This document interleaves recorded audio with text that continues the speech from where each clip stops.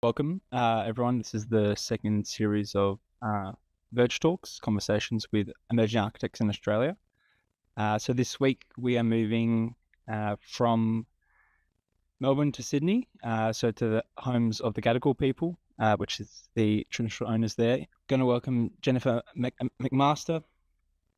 She's an accomplished emerging architect and founding director of Trias, an architecture studio based in Sydney. She's also a practice educator at the University of Sydney, where she lectures and teaches and conducts research on housing sustainability with a particular focus on embodied carbon. Research on housing and sustainability. In 2024, she was awarded the National AIA Emerging Architect Prize for industry leadership, and she gave talks in every state focused on housing and climate. The studio's work prioritises sophisticated sustainability, showcasing industry-leading architecture that is ambitious, elegant, and environmentally responsible. Jen, we're eager to hear more, so over to you. Well, hi, everyone. Thanks, Lucas, for the introduction, and thank you so much for having me along today. I'm really excited to give a talk and be able to kind of start a conversation, have a conversation from Australia all the way over to you in Zurich. So it's great to be here. So I've titled this talk, Looking and Looking Again. So as Lucas mentioned, here in Australia, we always are and always will be on country. And so before I begin, I'd like to acknowledge that I'm giving this talk here in Redfern on unceded Gadigal land, and pay my respects to those Indigenous leaders in the industry. I'm so excited that Jack's giving the next talk and that he'll be able to share a much more enriched perspective on what it is to practice in Australia today, because it's an incredibly important perspective at this moment in time. So we were all asked to speak to a particular influence and speak to our work alongside a reference or influence on our practice. And the influence I'm going to be speaking about is an architect from Melbourne called Robin Boyd. He's not a particularly original choice, so anyone watching from Australia would be no doubt very familiar with Boyd and his work, but he is a very sincere and important influence for our practice for the many reasons I'll go into in this talk today. So before I begin, I'd also like to take somewhat of a position on this idea or concept of what an influence is, because I think it's an important distinction in relation to what I'm going to be speaking about in architectural culture more generally at this moment in time. So I went and looked at the etymology of the word influence, and it comes from a Latin root, which is influere, which means to flow. And I think there's something in that definition that suggests that an influence isn't static and that it's something that we experience in some form of fluidity or motion. And so I like to think about an influence as something that isn't just absorbed, but is something that you enter into somewhat of a dialogue with. So as we practice architecture, we're constantly changing as practitioners. The backdrop against which we're practicing is always changing in the kind of ever-shifting cultural tide. And so to me and to our practice, an influence is almost a marker that you continually return to time and time again, and through that have somewhat of a kind of critical and thoughtful engagement with what it is to be an architect. And so in an echo of that idea, what I'm actually doing with this talk is I'm going to structure it somewhat like a call and response. So rather than talking about Boyd's work and then talking about our studio's work, I'm going to kind of interweave and interplay across the two of them. And I suppose the rhythm will sort of resemble the swinging of a pendulum, in the sense that at the start of the talk, I'm hoping to talk more about Boyd and provide more insight into who he is and who he was and what he represents within our architectural culture. And then over time, it will swing more towards our work. And that movement also echoes, I suppose, the process of us as an emerging practice finding our feet. So when we first started out, I think we lent a lot more heavily on influences as we were finding our voice and our position within the industry.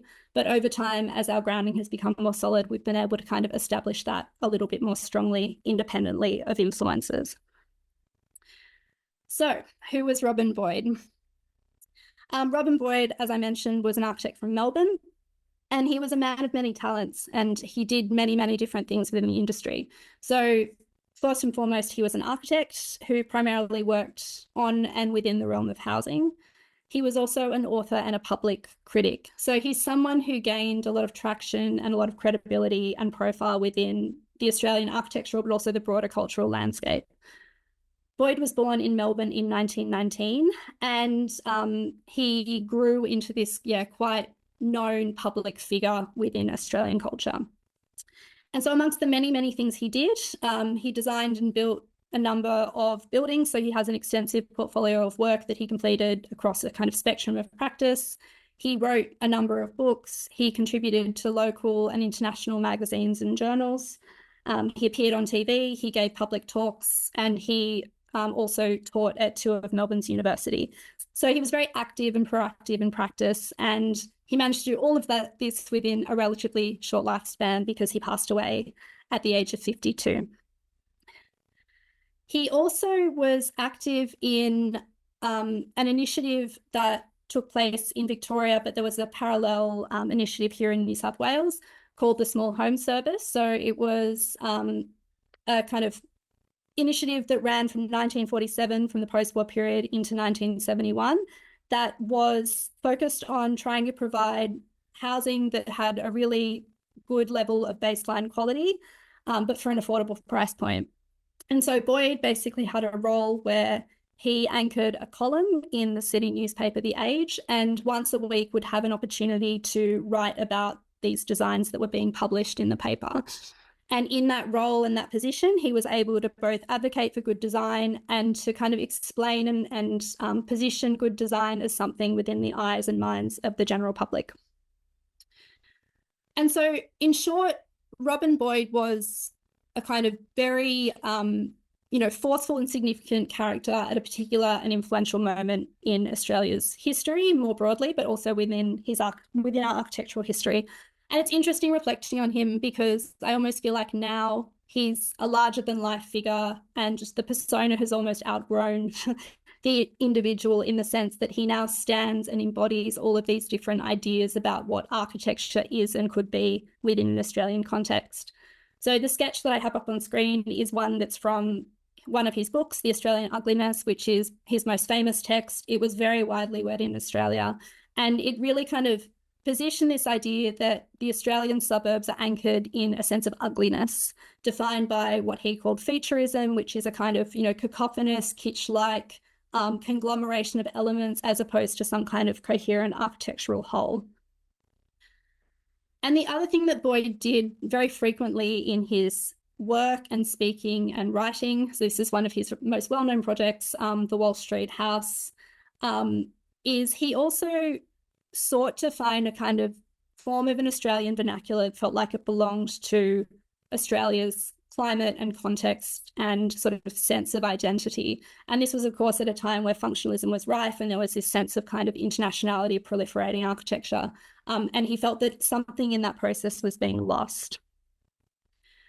And so for me as an architecture student, and I think for all of us at Trias and for many people, our early encounters with Robin Boyd were really around this idea of a figure who was capable of bridging a number of really important, divides or challenges that define sort of building a career in architecture.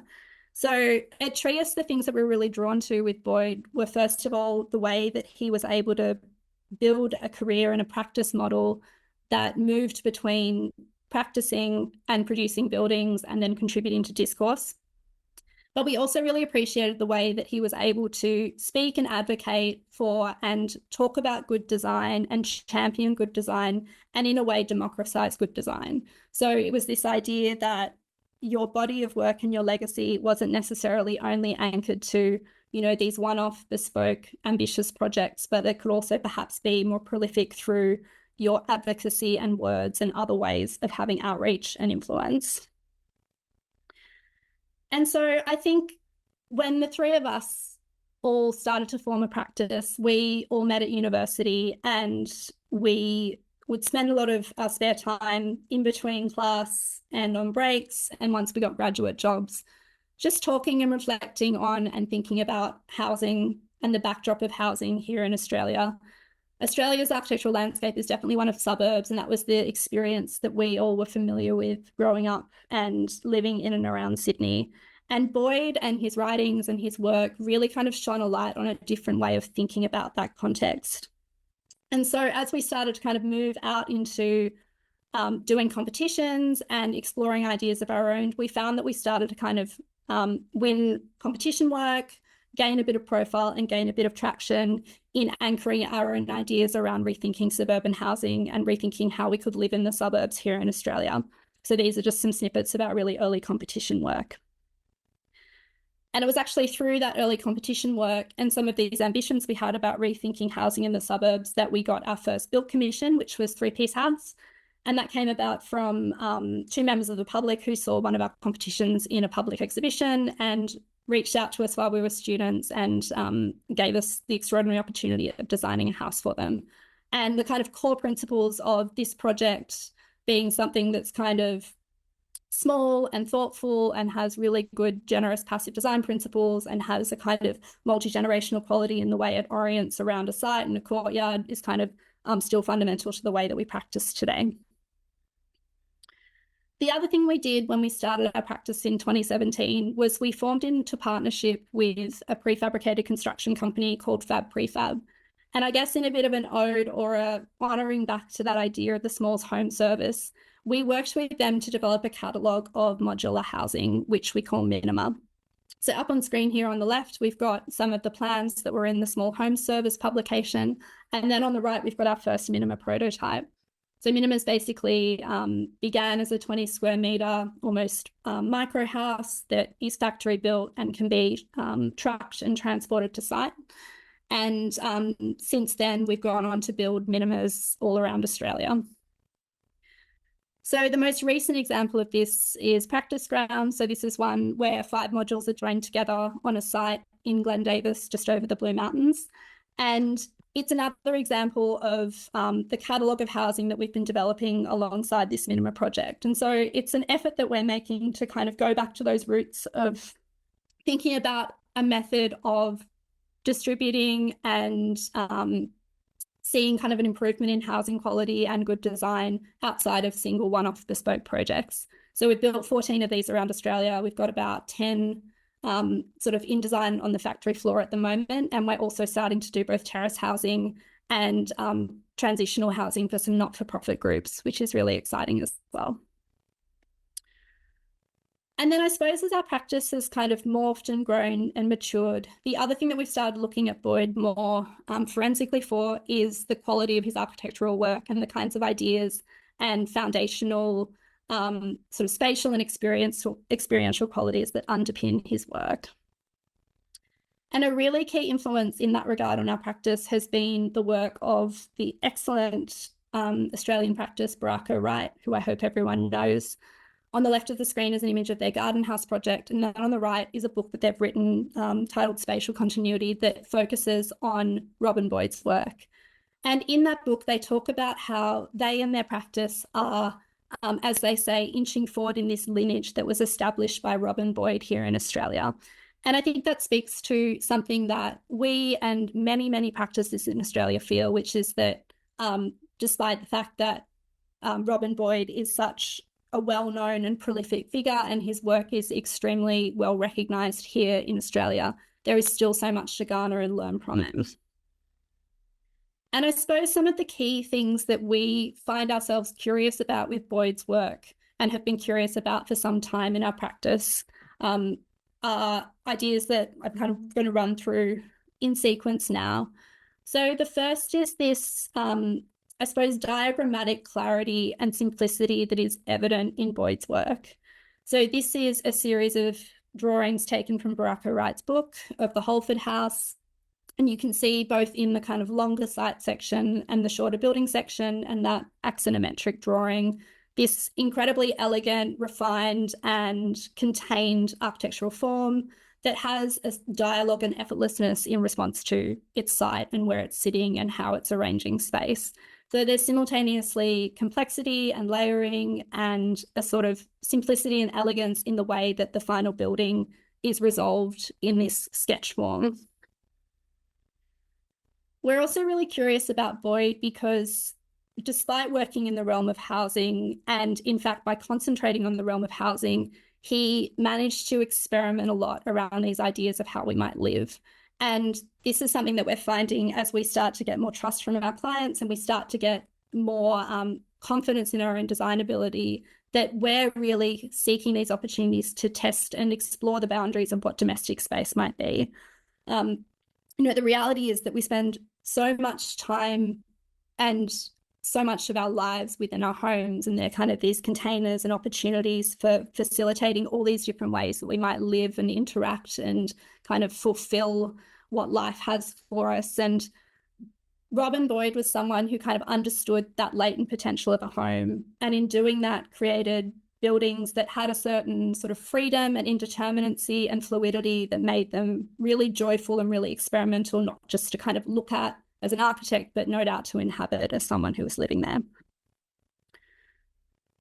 Another thing that we've found really curious and interesting about Boyd's work is the way that he uses and thinks about materials and has a kind of honesty of expression and material quality in relation to the places and sites he was working in. And again, this is something we're very conscious of and deliberate with in our portfolio of work. So these are two images of Draped House, which is a house we've completed here in the suburbs of Sydney. The palette of the house is very deliberate because we're on a sort of remnant bushland site, as is common in Sydney and in the suburbs. There's these pockets of bushland that have kind of been left behind as the city has sprawled and developed.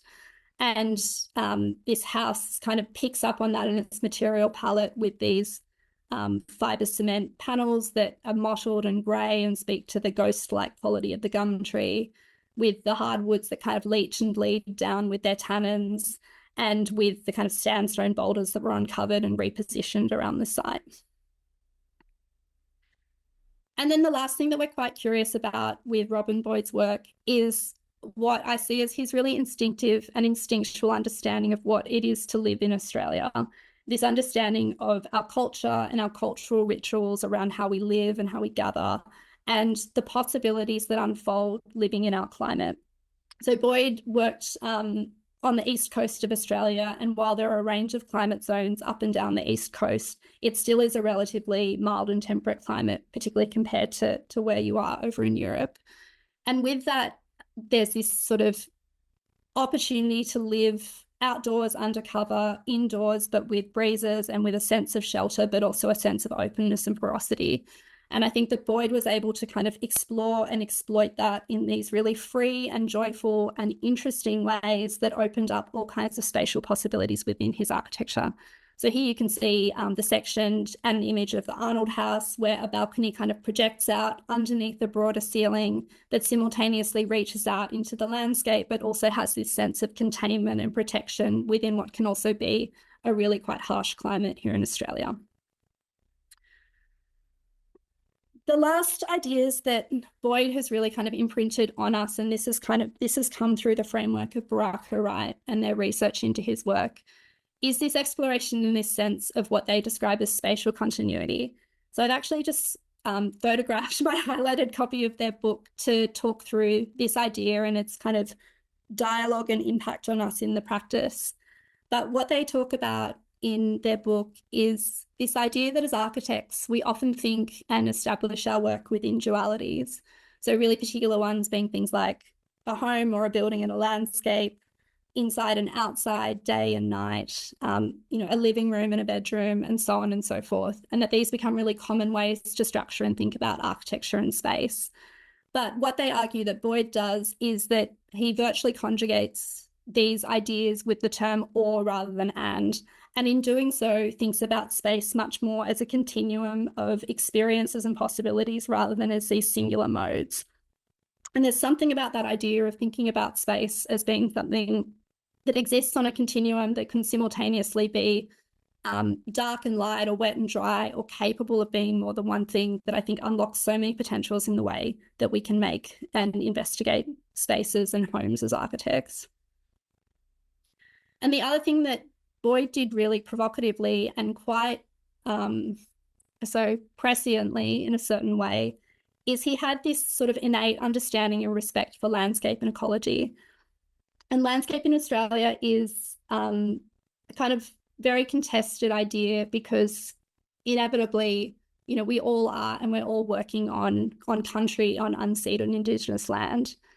And I often think about the Australian writer Tim Winton, who in one of his novels talks about how architecture is the thing that we console ourselves with when we've obliterated the landscapes around us. And there's this kind of undercurrent and underbelly to Australia, which is that the kind of more our cities sprawl and the more they climb skywards as they are as we grow, there's these marks in the landscape that are happening often almost invisibly, or invisibly to the urban dweller at least, where we're kind of depressing down and down into the ground, and we're kind of taking continuously in all of these kind of extractive processes. And there's therefore this kind of disjunct and lack of recognition of how these two things coexist. But Boyd somehow in his work, and in particular in his understanding and the way that he brought nature within homes and likewise let ecologies kind of perforate and filter through sites, I think had this innate respect and understanding for the kind of ecology and hydrology and quality of sites prior to the architectural intervention. So on the left of this image is an image of Featherston House, again, one of Boyd's very famous works. And the ground of that house is dirt and mud and water and vines creeping in. And with that, the kind of, sort of slight invasion of nature that comes when all of those kind of elements and microbes make their way into an interior space. And then to the right is a section of his Richardson House where the building kind of springs up and hovers over a site, and in doing so touches it much more lightly. And I suppose when I then think back to our work and the way that our portfolio has developed, there have definitely been times where we've gone and reached to Boyd's books on our bookshelves and looked at them really forensically. And then there's been times where it's been more of, I think, a sort of background influence and something that's just inhabited and driven our instincts as designers. And so when I think about our Cocoa House, I think about this building that kind of slots into a suburban landscape and surrounding, and that is screened from those places by what exists. And I think of the rooms that we tried to make with their kind of thick walls and these layers of screens that mean rather than being contained in a room and bounded by glass, you have this option to slide screens, which are backed by fly screens, which means you can be inside and cool and still get a breeze in summer and experience the kind of thermal delight that comes from being protected in a hot Sydney weather, or the kind of the heat of the Australian summer. And then I can see echoes of Boyd in the section of our three-piece house where there's this kind of morphing and merging of courtyards and front yards and backyards that step up to become buildings and paved areas and then modulate again to form another building floor. And this sense that kind of the platform and the ground plane can be one and the same, and that both can kind of elevate and support architecture and planting and the ecology around the site. And I can see echoes of Boyd in our draped house where we positioned the house in a way that kind of yielded to and gave space for all the existing gum trees, so we didn't have to take any of the trees away, and where we kind of continued the billowing form of the section outside with this shade cloth roof, so that you get this deck space that is an equivalency to the indoor space, but that can be sheltered by this cloth that can kind of pull back and come away depending on how that outdoor space wants to feel and what quality it needs to inhabit. And then I can also see that respect that Robin Boyd, I think, hinted at in his work in the way that we're starting to think about the way our buildings touch the ground. So at Practice Ground, we worked on this extraordinary site where there's kind of ongoing landscape repair and bush regeneration being performed by the clients to reintroduce species that were lost in the process of mining the site prior to them taking care of it. And so the building sits on screw pile footings, it perches delicately on the land, and the building itself is sited against a clearing, and that clearing becomes the place where you gather and you can sit by an old remnant fireplace and where you can kind of be outside. So rather than adding more building and adding decks and kind of locating the building in the primary spot, it was all about positioning the building in relation to a landscape that was already there and making sure that we could protect things and protect the kind of flow of water and the ability for things to grow beneath the building, and for that kind of site to be as unscarred as possible by the work that we were doing. And I suppose the ebb and flow of our relationship with thinking about Boyd has really culminated in our latest project called Cloaked House. And this is a photo of the original house when it was owner-built in the 1960s. It was built at the time that someone like Boyd would have been at the peak of his discourse in Australia, in the exact same year as The Australian Ugliness was released. And so we came along many years later when it was in far less pristine condition and completed some alterations and additions. So the site's located here in Sydney on Camaragal and Borragagal country. So it's just near Middlehead National Park. So there's kind of significant landscape area nearby, and it's kind of bordered by Sydney Harbour on two sides. And when we first went to the site, we found this kind of incredibly dilapidated, charming, beautiful, but very, very dilapidated home that had fallen into disrepair. So we could see kind of concrete unfurling and steel that was starting to sag. And at one point, the clients who were living there were told they had to move out because it was such a serious risk to their lives. So it's a very, very degraded building. And so the brief that they had for us was they wanted a house that was going to feel safe and beautiful and functional and sustainable. And at first, given the condition of the house, we all thought that this meant we'd need to do a new building.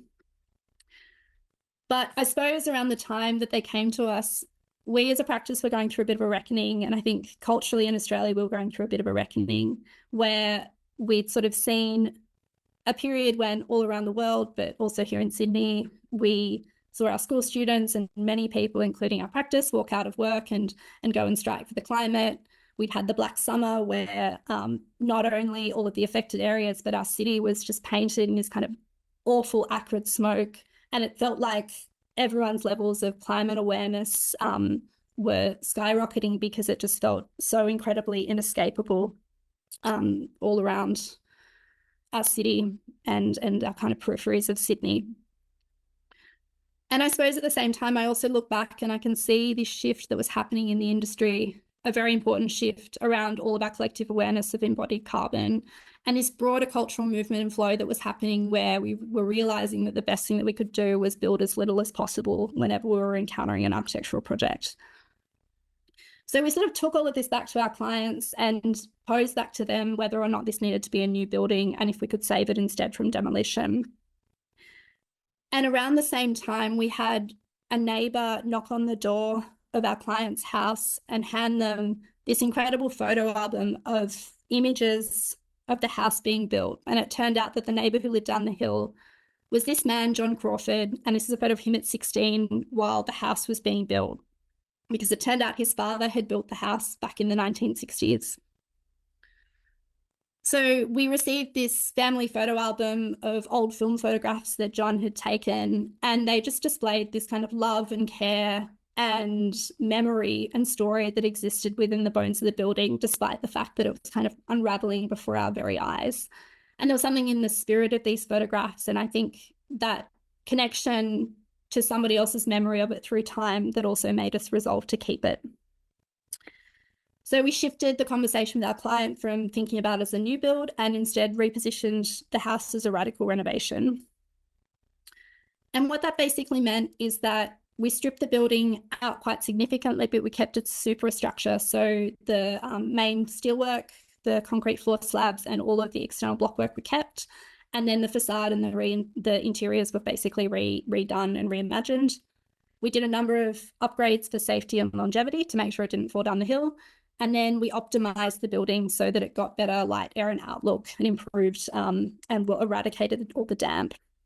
We improved the thermal comfort, and then we also wanted to honor the story and the history that we'd kind of seen captured in that album.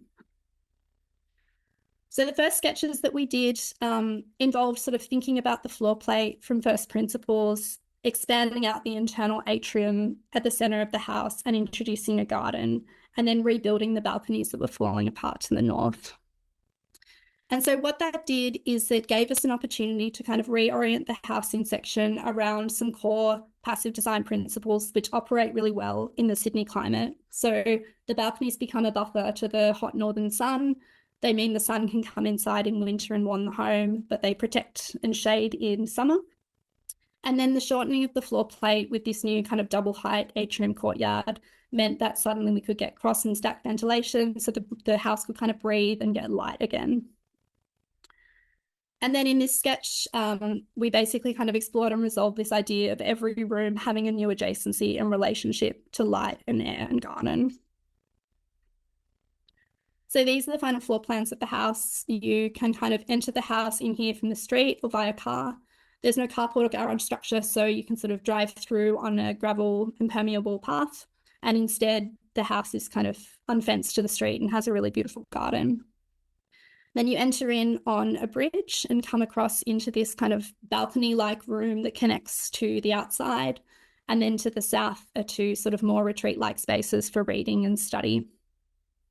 Then moving downstairs through the stair, all of the living rooms were reoriented north, so they get the kind of canopy outlook, and then service spaces like bathrooms were pulled to the south. And then moving downstairs again, there's kind of a series of flexible spaces that work for guests or visiting friends as a bit of a rumpus room and teenage area for their growing kids. And in section, you basically get this kind of large atrium courtyard with light that comes in from above and the side.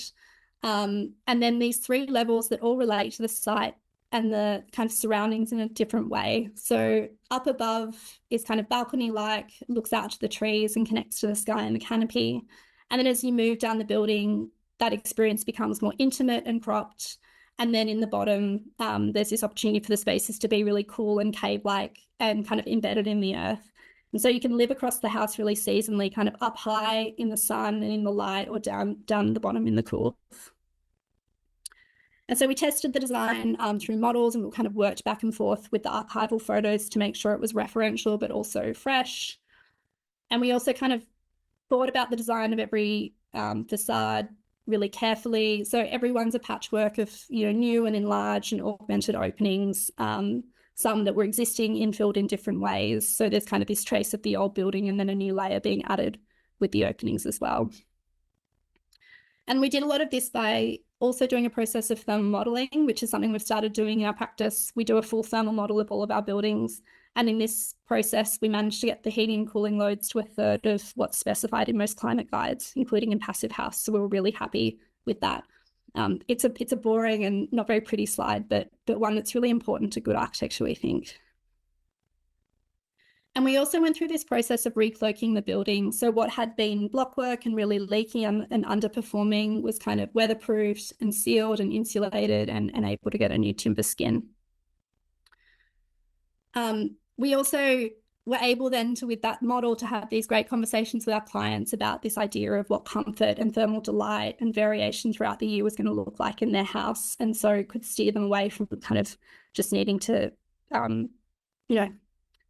reach for the AC button every time some friction was encountered.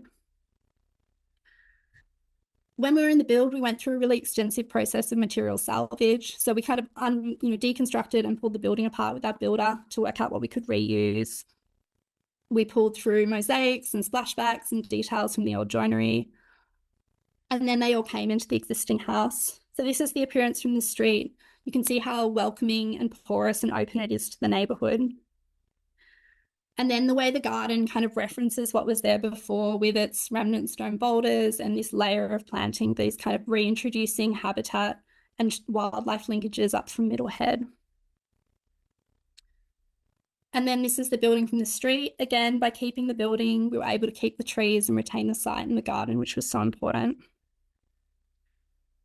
And moving through the entry and into the main atrium space, which you can see in that photo on the left is the old house. So this kind of echo with the building before it. Here is an image kind of looking out to the canopy, and you can see that layering and dissolution in the removal of the doors, in the kind of detailing of the balustrade and the way that the canopy kind of comes to the foreground of the house. And then moving, that's a kind of before and after shot looking back through the house. And across to the street and the street garden and beyond. And then we move down through the staircase, which references the old building, into these much more intimate and kind of enclosed but connected bedrooms. And then we continue through the house, and there's all of these odd sort of nods to the old material palette, the old bathroom, the new bathrooms, and then these spaces that kind of get rebuilt with old materials, they kind of reline and make habitable these old spaces, and it still kind of carry the ghost of the building that was there before it.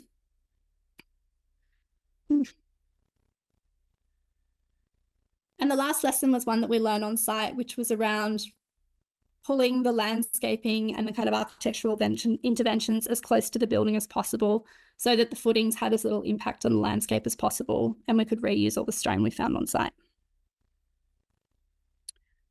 The last thing we did that we like to talk about with this project is we've actually gone and done a full life cycle assessment of the project to test that idea of the embodied carbon savings of keeping that superstructure. And we found that in that process, we actually saved 20 tonnes of carbon dioxide equivalent. And we're really proud of the fact that the house actually benchmarks both locally and globally in the top band of embodied carbon equivalent emissions. So to return briefly to the title of Looking and Looking Again, I was really thoughtful in the way that I wanted to frame this talk, because I think we're at this really interesting moment in time where we're all consuming architecture so voraciously, but not necessarily reflectively. And it's something that I was noticing in myself that I had to kind of deliberately pull back from, because it's just so easy to slip into this vortex and this kind of constant incessant tide of content. And the truth is, I think a considerable amount of architecture and architectural culture is now consumptive. It's something that is kind of prompted and created in glimpses and sound bites and fragments and pins and all of these things that kind of abstract it from its meaning and its discourse. And I think the truth is that when we open up a feed and we start scrolling, we start actually kind of getting influence without even really thinking about it, and being under the influence of these algorithms and means that we're not even consciously aware of. And I know we, for one at Trias, are becoming a lot more conscious of this and what this is doing to architecture and to our collective culture. And so we're trying to do what we can to kind of reposition a more active discourse rather than this kind of passive consumption. So some of the things we're doing, we've just started a studio Substack so that we're writing more reflectively about our work. We're also actually about to have our first book published, which is in collaboration with Shantanu Sharich, who's an Irish-Australian photographer, who's actually using imagery as this amazing way to prompt a discussion about architecture and kind of reposition image making and the creation of images around discourse, which we think is really exciting.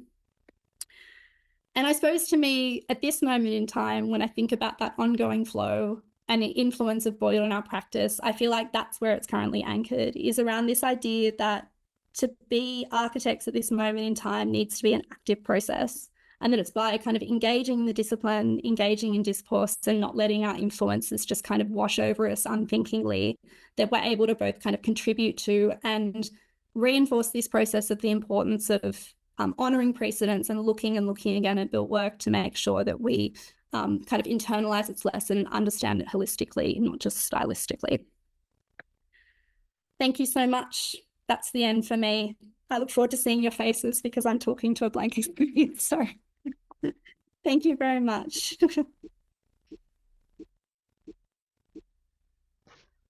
Awesome. Thanks, Jen. And really appreciate you bringing that influence of Robin Boyd throughout the presentation. It was really great. So questions. I might start with a question about getting started as a practice, because here in Switzerland, you don't have to be registered, which is kind of interesting, and a lot of young practices start quite quickly and mainly through competitions. But I'm curious about, maybe you can explain in Australia how practices start more broadly. I know you started with the kind of the three-piece house with the competition, which is maybe not the usual way of starting a practice, but kind of what is the kind of way of starting a practice? Common. Yeah, I mean, it's pretty common here to competitions are very rare, particularly for built work, and it's really hard as a young practitioner to kind of get your foot in the door with competition work generally. So most people build a practice by built commissions through family and through connections. That's the most common way I'd say most small practices start. So they kind of get a job through family and then build something, and that allows them to launch their career. So there's opportunities for people to sort of make contributions to the industry if they don't have that background, I think are quite limited, which can be really stifling sometimes, I think.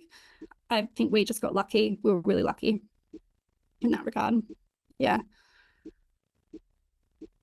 Awesome. Questions in person, online? Yeah, one in person. Jerry?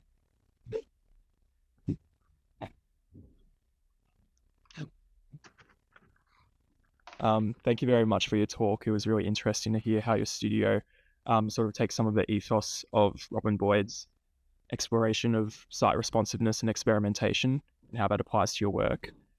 I'm curious to know how you think Boyd might have approached site responsiveness in things that were maybe a bit more pre-designed, such as his small home service, and by extension from that, how you might approach it in something like your catwalk housing, which is a bit more perhaps prefabricated. Yeah, I mean, I guess I find the questions about what would Boyd do really tricky. It's something that people say in Australia all the time. Like, I think Boyd would have done this, and it's like in reality we have no idea what Boyd would have done. So I don't really know how to answer that part, but I know how to answer the part about how we're thinking about modular housing and how it touches the ground. I mean, the thing that's really interesting about building modular is because of the nature of kind of making these units and craning them in, it suits itself so well to touching the ground, to lightweight footings, and we all know we need to be building lighter. And so we work with a particular footing system. It's a screw pile footing. You screw it in. There's very little land disturbance. You can situate them around tree roots and existing geological features. And so in that sense, you don't have to kind of excavate around things. So it's a far more sort of light way to touch, the ground and touch our sites, which is really positive, and it just happens to dovetail really well into modular.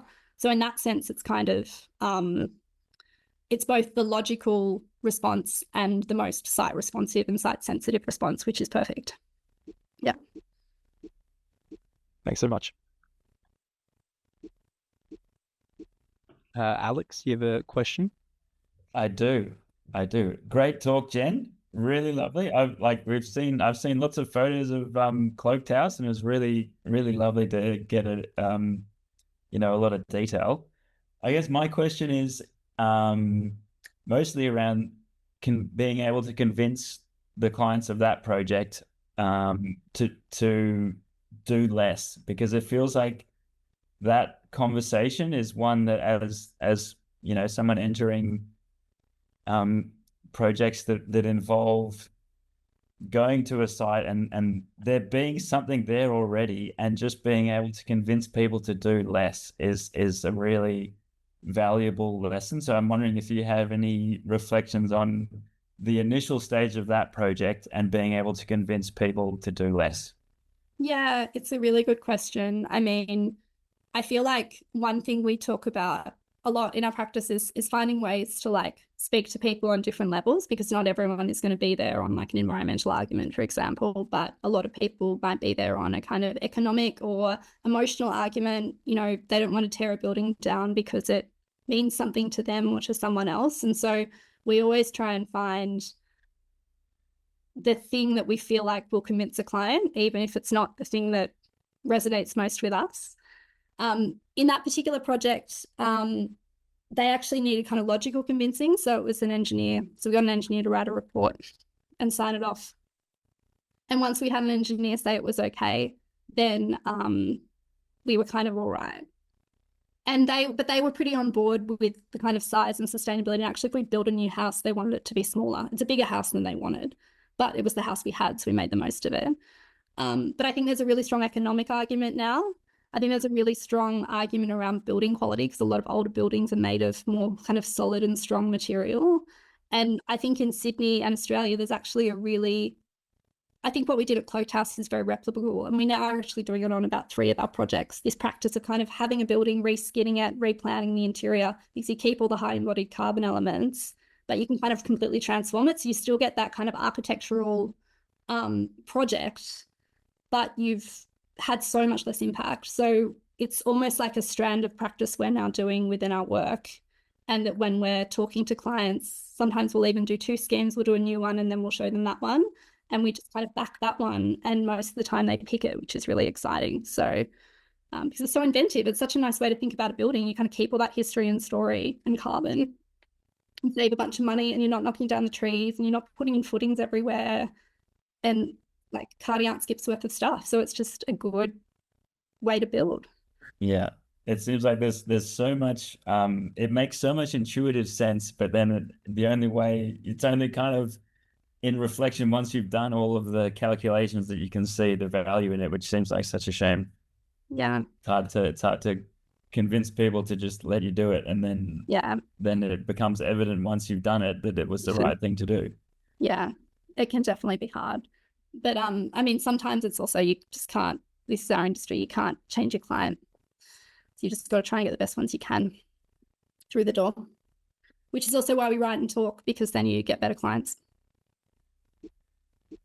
I think it's quite interesting having kind of the writing and the talking being a driver for that as well. Any more questions in person, online? I actually had a question, but it was super similar to Alex. So I think he's jumped in my head and kind of like done a little manipulating. But yeah, great talk. Thanks, Jen. I think even the last part, or even just the whole theme of the lecture being about influence, like I'm studying at Melbourne Uni, we often talk about how reference is kind of maybe over-referenced, or we kind of don't look at things like that critically, and it's kind of just chucked into a project without understanding that the reference has its own context and its own sort of space and world that it was built in. So I think that point's like super interesting. But my question was actually around like building as small as possible. And like I've always thought that we never need as much space, and that we could almost all just completely live in apartments and we don't need houses. And it's something that's not super common here in Australia, that sort of sentiment. I think it's definitely changing. And then when you mentioned at the start, like exploring the prefab, and I think you said it was like 20 square meter home or something like that. And then you talked about experimenting with new ways of living. I know you just mentioned how like doing less in regards to like sustainability and economics, but as a way of living, is there like an opinion or perspectives that you guys have? Yeah, I mean, I think it is personal too. And I'm the same, like we live in a really small house and people come by and they're like, when are you going to leave? And we say never. It's just like, it's so liberating to live with very little. So again, I think we often try to talk to people about all the benefits that come from it, like having less stuff, having less to maintain, being able to focus more on quality, being able to have more garden. Everyone wants more garden. Like garden's the thing that we all love, right? Like, you know, and light and being outside. You know, in Australia, it's just like being outside and experiencing the seasons and living out of your house, like all those other good things that come when you can build less and live smaller. But I think also I must say that I've learned to also respect the fact that that's a really different thing for different people and at different times of life. And you do have to meet people where they're at with it. And I think that, you know, I don't know what it's like to live with a family of 3 kids. So maybe my expectations of what a house size is for that are unreasonable. So we try and be open-minded. We just try and drive it down a little bit and have that conversation. We also tell our clients how big their houses are and how big the Australian average is and how many square meters they have per person, and, you know, tell them what a good job they're doing if they make it smaller, and like try and educate people, but gently and kindly. It works a lot. You'd be surprised. Awesome. Thanks. Any more questions? Just cautious of the time. I know it's quite late in Australia, so. That's all good. I'm awake. I have to do a shout out. Hi, our aunt's just dropped offline. One of our old employees who took a bunch of the beautiful photos. The cloaked house before it was demolished was just online. He's a legend. We might leave it there. So thank you, Jen. Much appreciated for joining us. And yeah, it was really insightful talk, and I really appreciate how you weave that influence of rhomboid as well throughout. Much appreciated. Thank you everyone for joining. I really appreciate it. Awesome. Nice to see you all. Thanks for the invite. Thank you. Bye. Bye.